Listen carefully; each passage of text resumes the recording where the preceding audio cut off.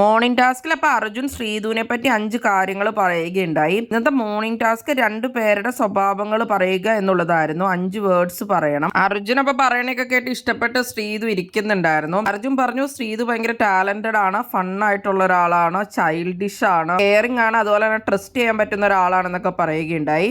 അതുപോലെ തന്നെ തിരിച്ച് ശ്രീധുവും അർജുനെ പറ്റി 5 വാക്കുകൾ പറയുകയുണ്ടായി.